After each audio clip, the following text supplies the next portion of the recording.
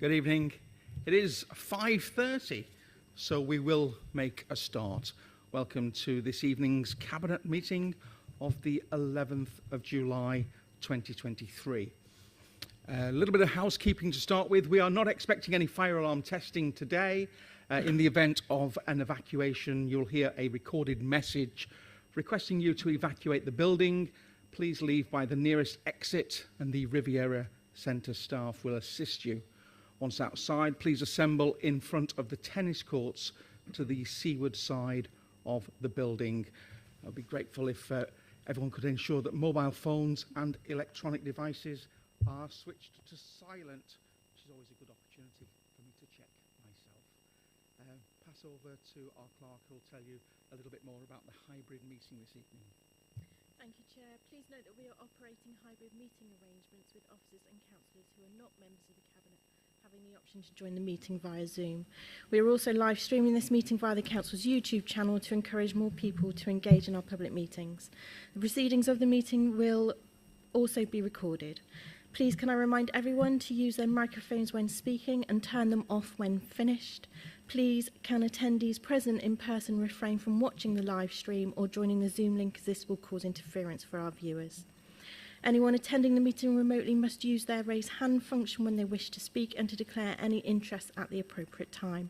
If anyone attending the meeting remotely loses connection, the meeting will continue and you will have the option to follow the meeting via the YouTube live stream. Thank you, Chair. Thank you very much indeed. For those of you watching at home on YouTube this evening, you will see that the top table is now simply occupied by the Cabinet, and that is slightly different from last month. As you will recall, if you watched last month's, we invited the opposition to join us. Just before this meeting, I received a message to tell me that the opposition no longer wished to engage with us at the top table. That's why they're not sat around the table this evening. So I'll now move on to apologies, please. Chair, I have none. Thank you very much. Minutes, please, to confirm as a correct record the minutes of the Cabinet meeting on the 13th of June. I'm happy to propose these. Do I have a seconder? Happy to second, Chairman. Thank you very much indeed. And all those in favour, please show. Unanimous, Chair. Thank you very much indeed. Item 3 to disclosure of interests. If any member has a pecuniary or non-pecuniary interest, would you please be so good enough to declare that now? Thank you very much indeed. There are none there. Urgent items. There is one urgent item this evening, which is the appointment of member champions, and this report was circulated on the 6th of July. And I'm happy to propose this evening. So when we were elected a few months ago, there was the opportunity to bring forward member champions for the council to champion various causes and activities involved of the council. At the council meeting, we never appointed any champions, basically because we just ran out of time. We didn't have time to talk to any of the interested parties and interested players who may wish to come forward to take one of those roles. I am delighted this evening that we are able to now hopefully appoint 2 champions, and the 2 champions that we wish to appoint this evening would be Councillor Hayley Tranter to be appointed to be the Armed Forces Member Champion until May 2027, and that Councillor Jermaine Ataya Allah be appointed as the Racial Equality and Inclusion Champion also until May 2027, picking up on the work that he previously did under the previous administration there. So that is the urgent item. That is the recommendation that I bring forward and put on the table. Do I have a seconder, please? Thank you, Councillor Tyerman. I think you need to speak to confirm it. I'm happy to second the proposal. Thank you very much indeed. So is there any debate around the table? No, thank you. Any debate from any other councillors in the room or online? No, thank you very much indeed. So we will move to the vote. All those in favour, please show. Unanimous, Chair. Thank you very much indeed. We now move on to item 6, which is potential assets for disposal. Councillor Lewis. Thank you very much indeed, Chairman. This is on page 13, asset disposal. I don't intend to go through the document in detail. I'm sure we've all read it. What I would like to say is that when we were elected, we promised that we would deliver and that we would work with our partners, work with the community, and help to make things happen. This is just the start of the process, and the 3 buildings in the report have been empty for far too long. There are 3 prime sites: Corbin Head, Preston Seafront, and the Toll House in Torquay. I don't believe it's just the job of Torbay Council to build or operate these projects. It is our job to find a solution and make them fit for purpose. You only have to look around the bay and you see prime examples. The Breakwater Bistro in Brixham, Broadsands with 2 well-run, established kiosk cafes. Goodrington, a few years ago, Cantina came down and have made it a success. Molly's at Paynton Harbour, and I could go on. Torbay Council is here to help people, to help develop these sort of sites that can be run by the private sector. And let's not be political on these sites. Let's be positive. Let's all work together for the better of the bay. This is the start of the journey, and I hope that I will have the support of the rest of the Cabinet. Thank you, Chairman. Thank you very much indeed. I believe that Councillor Bye wishes to second.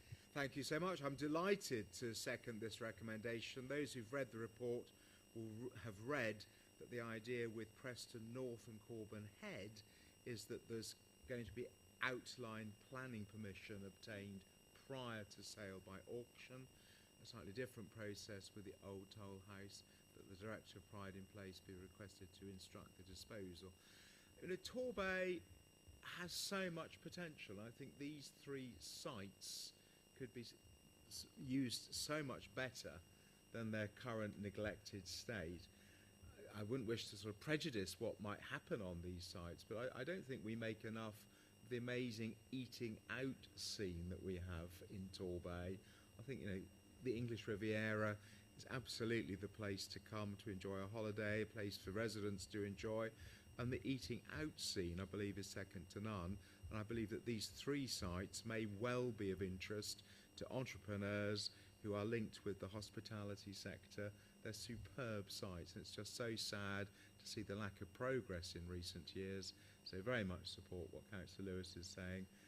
Now is the time, to borrow a phrase from a well-known newspaper editor. Now is the time. Let's get action on these sites. I look forward to seeing what interest comes forward with planning consent obtained prior at Preston, at Corbin Head. And goodness me, we've been fussing around about the old toll house for years and years and years, so it'd be good to see something happening there as well. So I'm delighted to support this recommendation. Thank you, Councillor. Do we have any questions from around the table from Cabinet members? And any debate?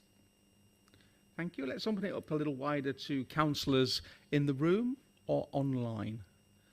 Thank you. Councillor Nicola Meal. Come and join us at the microphone there. Thank you.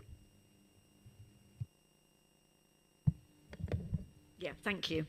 Obviously, I think it's a good initiative, and that yes, they desperately need some refurbishment and work. We need to progress. Obviously, being a local ward councillor for Cockington, Chelston, and Livermead, my interest, of course, is Corbin Head.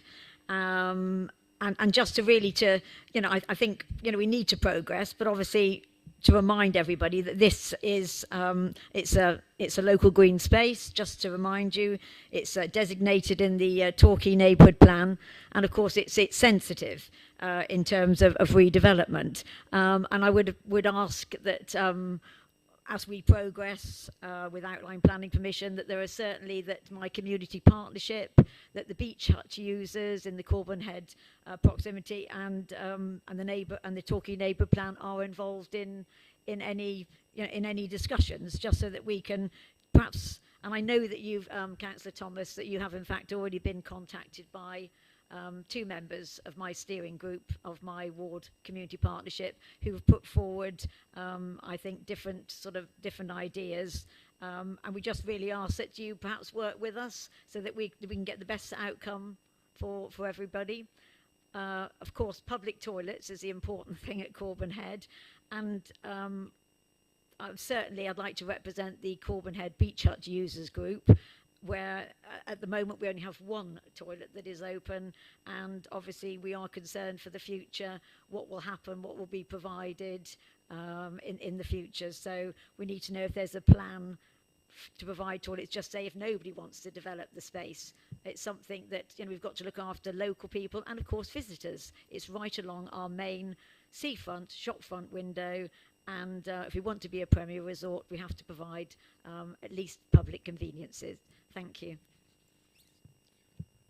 Thank you, Councillor Emile. Councillor Lewis, you wish to respond. Thank you very much, Chairman, and thank you, Councillor Emile. We realise that is a very sensitive site, and it is a site that we have to try and take the community with us on the journey of providing. I mean, it is a terrific site, and I'm sure that greater use can be made. We were disappointed when the toilets were closed, and I think the provision of toilets will be imperative going forward. Therefore, and once we draw up the details and through the planning process, then of course we will, with the community partnership, neighbourhood forum and anyone else, will be involved in doing that. I mean, the reason why we're going for outline planning permission is so that the council can be heavily involved in that consultation process, and then of course open it up. And we've been informed that the best way of doing that is to get the outline planning permission before, because otherwise people may be hesitant to do it because it is such a sensitive site. I hope that puts your mind at rest and the residents of your ward. Thank you. Thank you, Councillor Bye.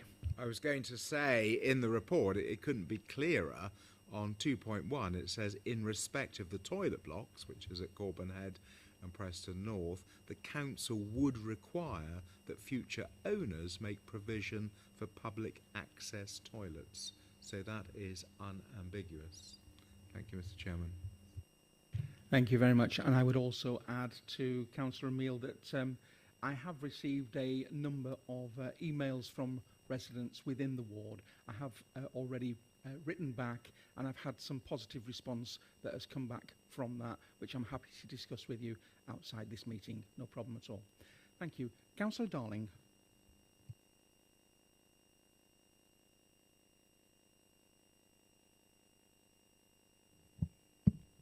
Thank you.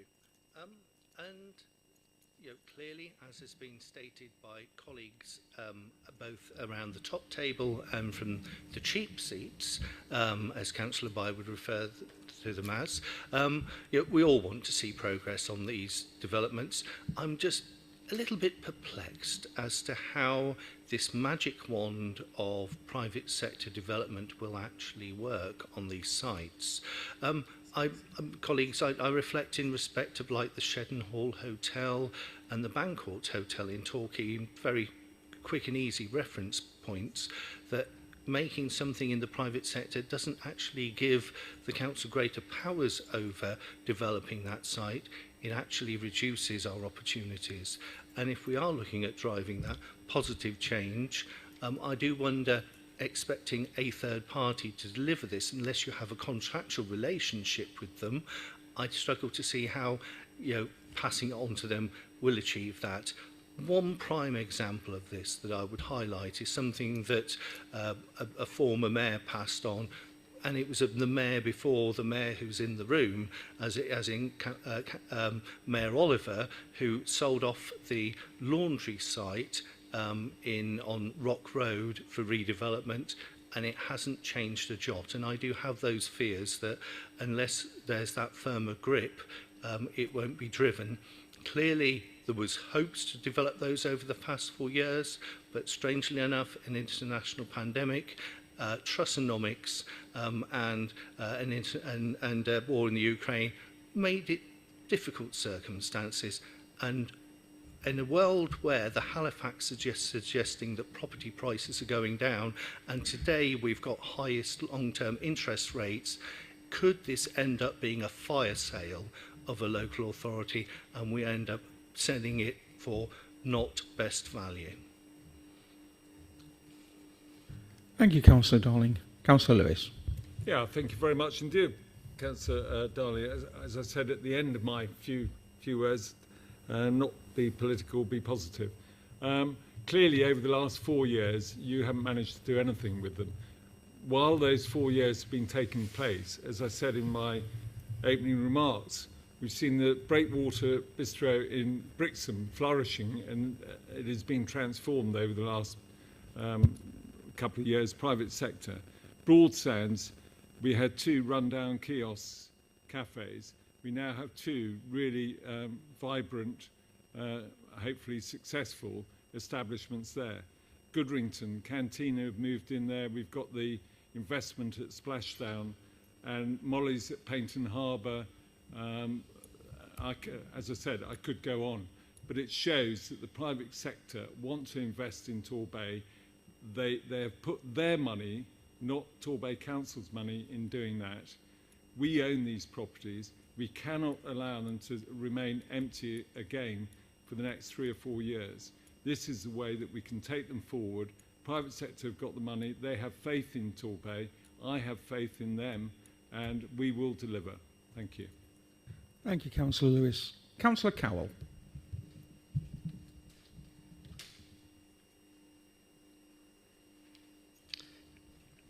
Thank you, Chair. And naturally, I always support investment in Torbay, and it's a matter of absolute frustration that in the last 4 years, the process that we undertook to identify operators through a tender process, particularly at Corbin Head, fell through. But I understand that there is still significant interest in Preston North and the old Toll House from the private sector. Whether these proposals to sell the land, the properties, will diminish that interest will remain to be seen. But in terms of Corbin Head, I would be particularly concerned about the interim arrangements, because last year we put additional facilities on Corbin Head to meet the toilet capacity. The one toilet there is insufficient, hence the reason I think we put an extra 2 portaloos on there. And I think Beach Hut users and residents and visitors alike would want reassurances about the interim arrangements whilst this process is undertaken, because it's not going to be an overnight solution. What arrangements will be made to maintain toilet provision at Corbin Head? Thank you, Chair. Thank you, Councillor Lewis. Thank you very much, Councillor Cowell. I've already had a discussion with officers on that, and hopefully there will be a way forward in the interim before we have a partner coming forward for Corbin Head. Thank you very much indeed. So thank you for everyone's questions. There's nothing online, so I will move to the vote. The recommendation is as set out there with items 1, 2 and 3, which are quite lengthy, and no point me to go through them again. You have them written, so all those in favour, please show. Unanimous, Chair. Thank you very much indeed. Let's move on to item 7 then, please, which is Condom Distribution Service and the award of this particular contract. Councillor Tranter. Thank you, Chair. I'd like to talk about the award of contract for the Condom Distribution Service. Providing safer sex products, including condoms, are one of the most effective public health measures and is in place to help reduce the burden of sexually transmitted infections as well as unintended conceptions. Young people disproportionately bear the burden of STIs and unintended conceptions nationally as well as in Torbay. Providing free condoms to young people is an essential part of prevention of poor sexual and reproductive outcomes. A scheme has been in place in Torbay for over 20 years since 1999 Teenage Pregnancy Strategy, and has successfully contributed to a downward trend in teenage conceptions during this time. In Torbay, previous schemes have been delivered via key local outlets, including youth services and nursing teams. This has declined over time, and a new model is required to reflect the changing times and patterns of youth services across the youth service access and young people increasingly getting information services online. The new contract will see continued delivery by existing key youth providers who also ensure that safeguarding concerns, as well as key information, support and advice about relationships and safer sex is provided. The new contract will refocus on sexually active 16 to 24-year-olds, enabling rapid online access, and that condoms are delivered to the user directly. Under 16-year-olds will continue to receive a service, including a robust safeguarding assessment. All under 16-year-olds will have an intervention with a trained worker and can access this support at any time. Advice and guidance will be available to all users of the scheme, regardless of age or ability. Since April 22, condom ordering has been made available online. This has seen a quarter-by-quarter increase in individuals ordering condoms online in Devon and Torbay, with new Torbay residents registering each quarter. The new provider will offer a local presence, continued support to youth providers, and strong links to safeguarding and sexual health services. This is supported by a strong co-designed online platform which is adaptive to the needs of young adults who will positively promote safer sex, encouraging consent, STI and pregnancy awareness, and healthy relationships. The current contract has reached its natural end, and the opportunity has been taken to improve the online offer. A procurement exercise was completed by Devon County Council in May 23, and as a result, the preferred supply for both Devon and Torbay are proposed to be awarded. The proposed supplier included a particularly strong application regarding social value in Torbay, noting that they will seek to bring particular value to local young people through apprenticeships with South Devon College, locally employing staff, delivery of talks to local schools and colleges. This is alongside proposed virtual business advice for VCSEs on digital transformation. Direct contributions are also proposed to be made to the Torbay Food Alliance and Torbay Environmental Organisation. The decision required is to support the Director of Public Health in their decision to award the contract to the most economically advantageous bidder as per the procurement process. Thank you. Thank you very much indeed, Councillor Chanter. I understand that Councillor Lewis will second this one. Happy to second, Mr. Chairman. Thank you very much indeed. And before we go into any debate, may I just remind you that there is an exempt Appendix 1 in play here, and although we're more than happy to take any questions, we can't answer questions regarding the exempt appendix. So, questions or debate from Cabinet members? Anything at this stage? Councillor Bye. I was going to add that as lead member for children and young people, I welcome this initiative. It seems sensible to work with Devon, and it seems to be sensible to me to take a more modern approach.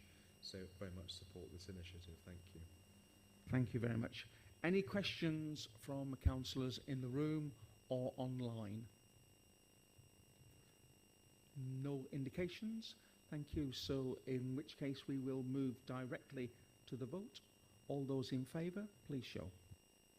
Unanimous. Thank you very much indeed. Let's move on to item 8, please, which is for the laser energy contract, and this will be presented and proposed by Councillor Timon.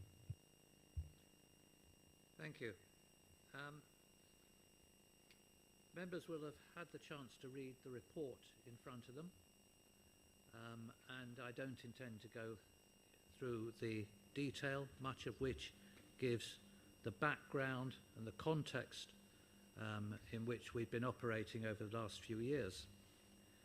What I would like to do is just point out a few facts regarding this contract to make sure that nobody is misunderstanding.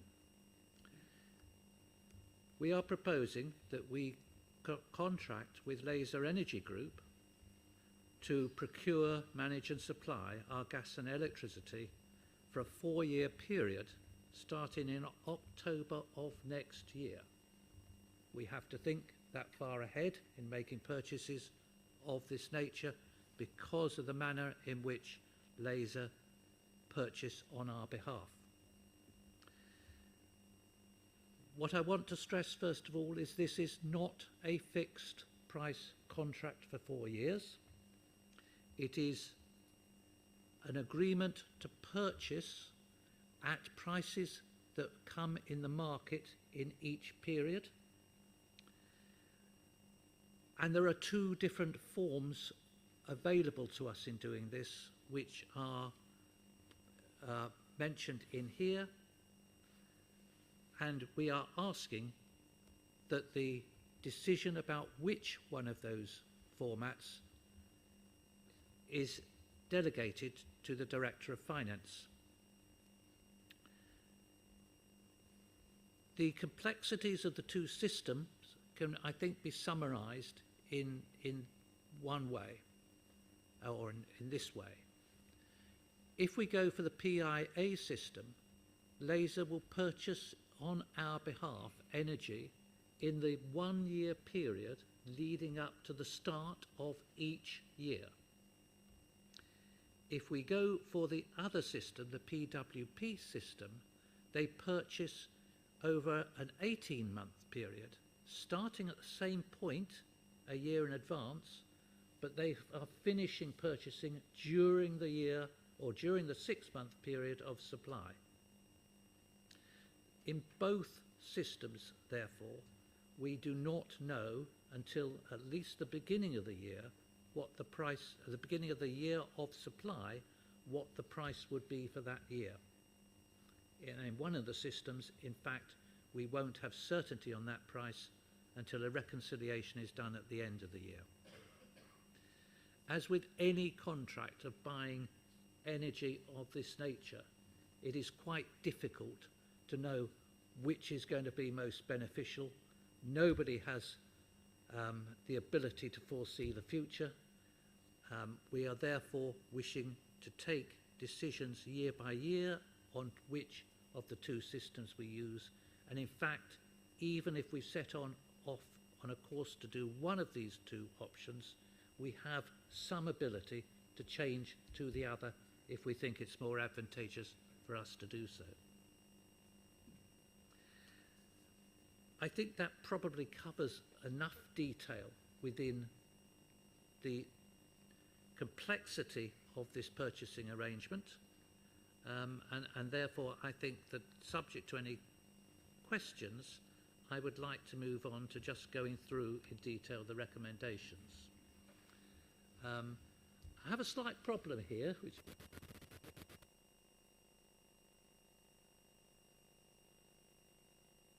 I think you've got a bigger problem now. we seem to be back on. I had spotted that the title of myself in this recommendation was incorrect, and I have been told a revised proposal would be issued. Has that not happened, Lisa? So we've not reissued a revised recommendation. It will just be noted that your cabinet Okay, so I could title just, will be amended. if I read through the recommendation with a couple of words changed to meet that. So the recommendation is that we continue to contract with Laser Energy Group, bracket Kent County Council, to procure, manage and supply Torbay Council's gas and electricity, metered and unmetered needs from the 1st of October 2024 for 4 years. To give delegated authority to the Director of Finance, in consultation with the Cabinet Member for Finance and Corporate Services, to ascertain which basket option, purchase in advance, PIA, or purchase within period, PWP, Torbay Council should adopt. that Torbay Council remains part of the Devon Energy Group and sign up to the Torbay Council's preferred option, to continue with the current Bureau service at a cost of about £12,000 per annum, which includes monitoring, reviewing and reporting in respect of utilities consumption, which will provide a solution to data required to compile carbon footprint statistics and identify high usage areas. Thank you very much indeed, Councillor Timon, and delivered in your own inimitable style. I think you made the very dry subject of energy contract agreements much more exciting and interesting, and that's a skill all by itself. I'm happy to second this, and you'll be pleased to know I have nothing else to add on this particular contract. So, questions or debate from members? Thank you. And outside of the room, Councillor Darling.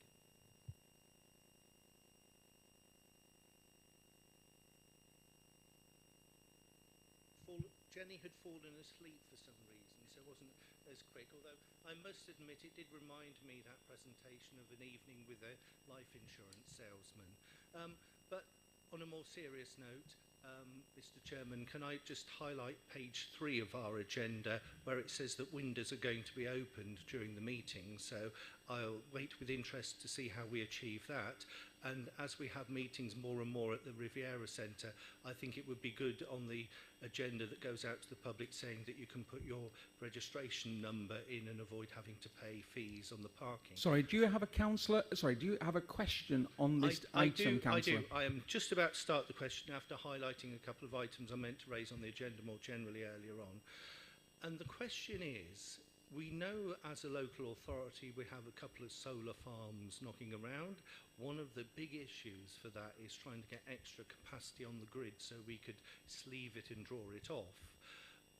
The impression I was left with this report is that when I read through it, it appeared that we may be able to give a 6 months notice of withdrawing from this if we were able to be more green and draw our own energy.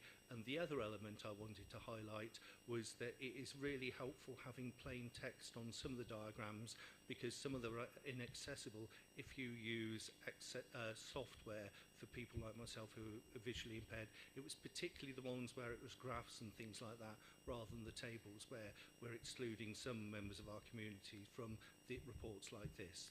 Thank you, Mr. Chairman. Councillor Timon. Thank you. Picking up on those points, this arrangement applies whatever the volume of consumption is, or what volume of purchasing is that we need. It's not tying us to a fixed quantity.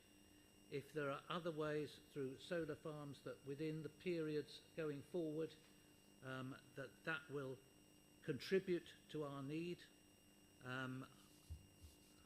I don't think that has any impact on the purchasing price that comes through this mechanism, which will still be needed for a lot of the energy that we use. I certainly can't see us replacing within this 4-year period everything that we need through other mechanisms. I will have to take advice on the 6-month period. I think the 6-month period related to us giving notice on changing from one of the 2 bundles to the other.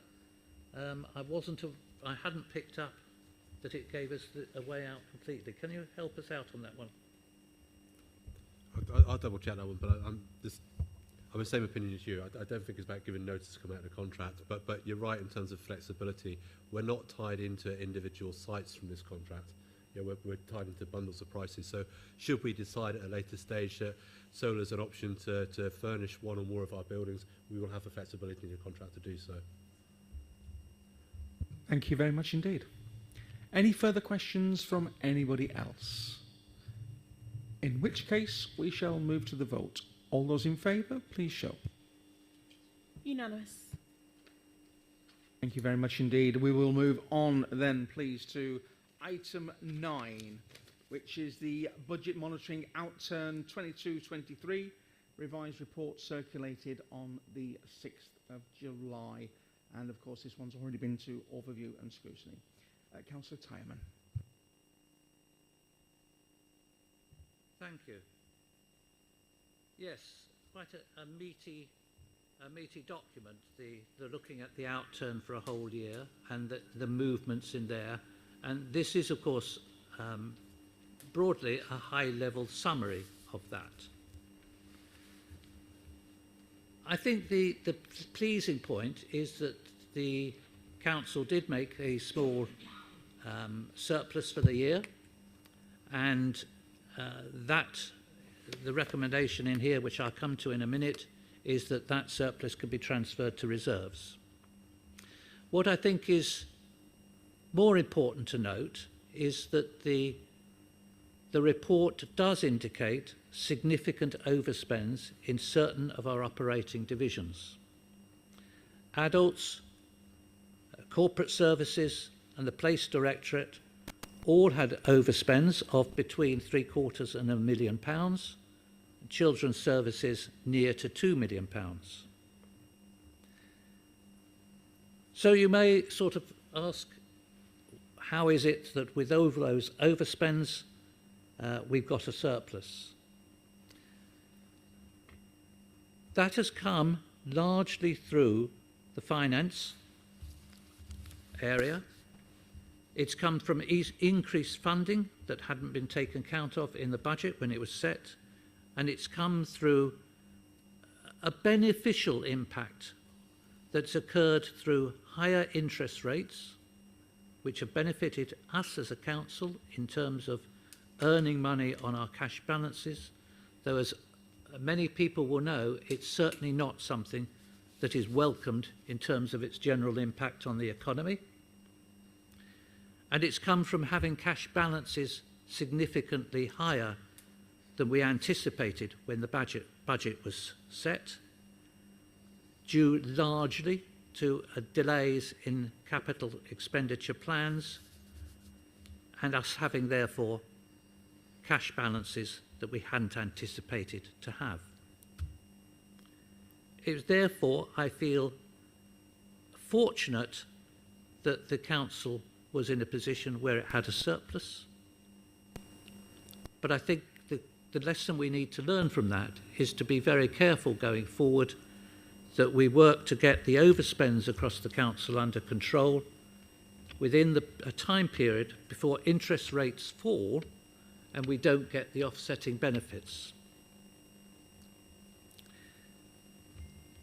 So yes, I think that it's a good overall position for the council to be in, but I think there are signs in there that we need to take a lot of care and attention to going forward, and I shall certainly be looking with a great deal of interest in how the monitoring reports in the current year turn out to see that we are actually tracking in the direction that we need to be.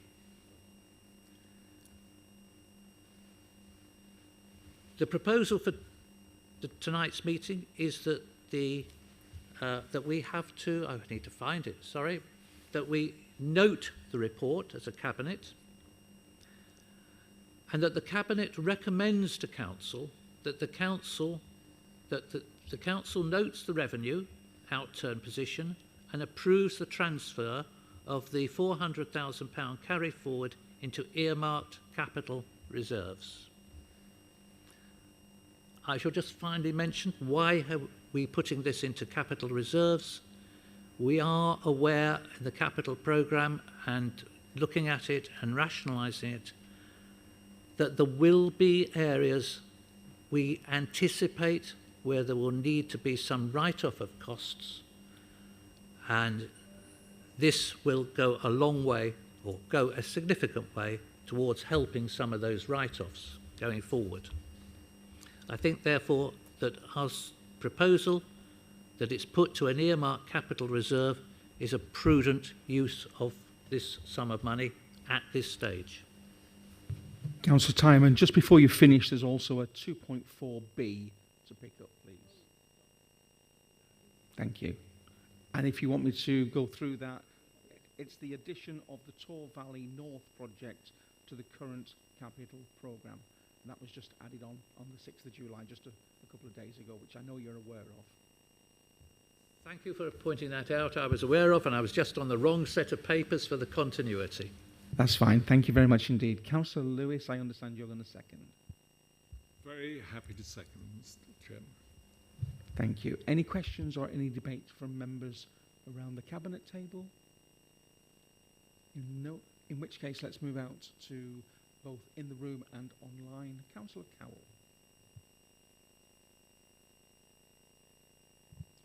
Thank you, Chair. And obviously, as the predecessor to Councillor Tyman, and having taken that portfolio for the previous 4 years, each of those years came out with a slight underspend, and we were able to actually reinvest that money into place-based services in particular, which had been so badly underinvested in previous years until we took over in 2019.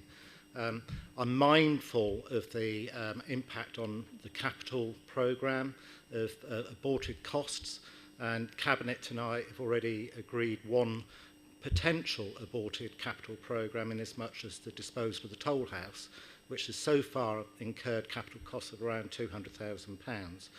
So that's potentially half of the capital the reserve that Councillor Tyman's proposing wiped off the slate before we start. That will obviously also depend on whatever the property may sell for, which would clearly help to offset.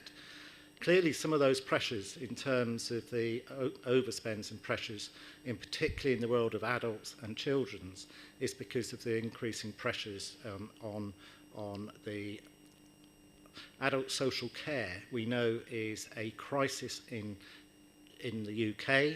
It's a crisis that the government have constantly kicked down into the long grass and refusing to deal with how adult social care is properly funded. But it's also about the delivery of the services that actually take out significant costs. And we can't underestimate the value of our third sector, the voluntary and community sector and social enterprise, the CDT, the Torbay Helpline, in terms of how they actually help support adults staying in their home longer, which will obviously take out pressure. Children's services, when we took over in 2019, was failing. The budget was spiralling. Every year it was out of control. And to actually see, given the current circumstances, the overspend of 1.9 million pales into insignificance of some of the overspends that I recall back in the period 2011 to 2015 when I first served as a councillor. I absolutely welcome and support the addition of Tor Valley North. It's a project that we were proceeding with through the last administration. It was a terribly run-down facility, subject to all sorts of vandalism and arson, and to see the partnership of working together of the sports clubs and the funding possibilities to get this project over the line at last is to be welcomed by the wider sports community and residents alike. Thank you, Chair. Thank you very much indeed. Councillor Tyman. Thank you. I think all I can say, thank you to your contribution there, Councillor Cowell. It is a report that is historic. It shows what has happened. I think it's more important that we look forward now as to what we need to do to control things. I would love to be putting more into place-based services, and we will look to see if we can do that over the course of this administration. But I think the decision that we've taken at the moment to cover short-term pressure points is the right way to go. And thank you for your contribution. Thank you. Any further questions? Councillor Darling.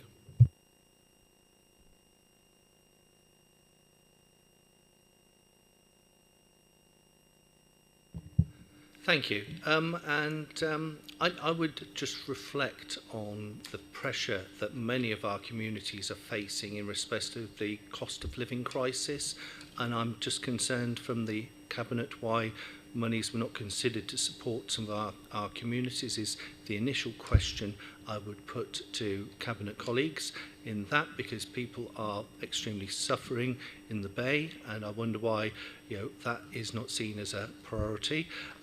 The other areas that I just reflect on is that not in the last administration but the one before that, Conservative colleagues did vote to hand back social care to Devon County Council. Now the shoe is on the other foot, and we got Most Improved Council of the Year last year for both turning around children's services but also making our finances more sustainable.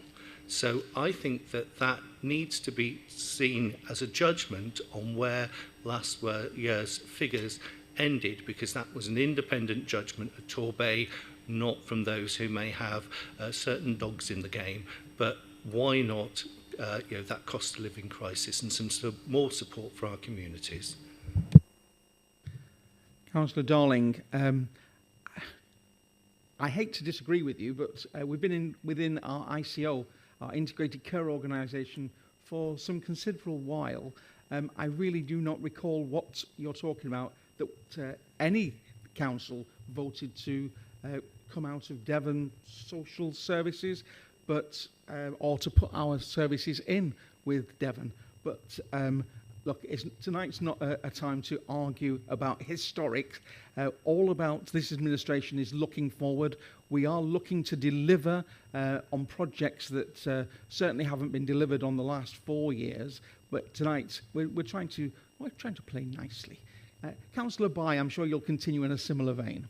I'm always nice, Mr. Chairman. And, I think this report, and in fairness, the points that Councillor Cowell in particular and Councillor Darling also made, Torbay has a really good story to tell in terms of people services. So if you look at this budget report, you look at the budget for the current year as well, 3/4 of the money that Torbay Council spends goes on adults and children's services. And I think it's tremendous what we've achieved in adult services in terms of working with the voluntary and community sector. I'm our director over there, and our lead member over there will tell us where we are in terms of discharge from hospitals and putting in packages in place for people coming out of hospital. Probably a position that is incomparable compared with. It is incomparable. A position that Cornwall, for example, and other authorities in the southwest would envy. So we have a really, really, really good story to tell on people services, adult social care, with our integrated approach since 2005, and through the pandemic, absolutely working innovatively and closely with the voluntary community sector, but with our helpline. I think that's something that we should celebrate.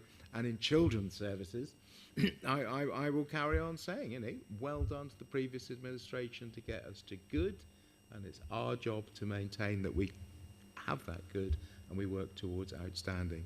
But there are pressures, and that report indicates those pressures, so we all have to be mindful of those pressures in both children's and adults, the escalating costs of placement, therefore the importance of working with children and families and carers to keep youngsters out of crisis, to keep a focus on steadily reducing the number of children in care in Torbay, which, despite the good accolade and despite the achievements of the last few years, we still have exceptional numbers of children in care. We still have about 300 children in care, which is still pro rata one of the highest rates in the country. So well done to get to good, but we've still got to do more. We've got to sustain that good, but ideally to put more in place to help children and families through the family hub intervention, for example. So there's lots to be done. But a good story to tell on people's services, and we'll work together. Thank you very much indeed. I don't think there are any more questions. There are certainly no hands raised, and in which case then we'll move to the vote. And of course, the second part of this 2.4 actually is the recommendation that goes to Council, and Council will debate this at the end of this month. So all those in favour, please indicate. Unanimous, Chair. Thank you very much indeed. And at 6:20, the meeting is closed. Thank you very much indeed.